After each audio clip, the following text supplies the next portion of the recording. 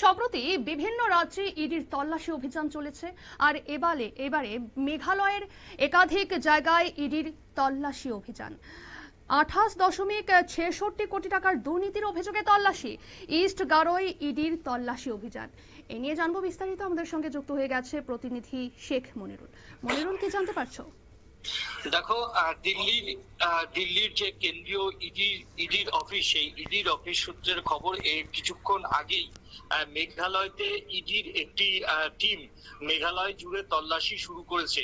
মূলত money laundering মামলাতে এই তল্লাশি অভিযান মেঘালয় জুড়ে শুরু হয়েছে। যেটা জানা যাচ্ছে যে মানে বেশ কয়েকটি লোকেশন, মানে একাধিক লোকেশন পুরা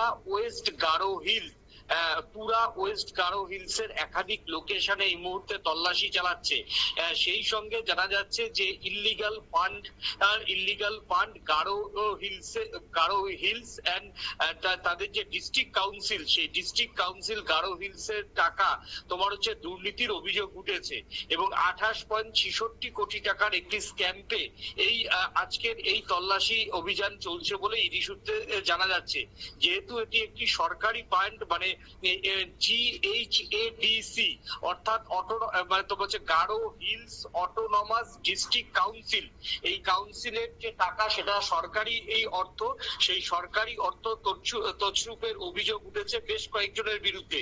মোট দুর্নীতির পরিমাণ 28.66 কোটি টাকা। 7 জায়গাতে মূলত তল্লাশি চলছে আজকে।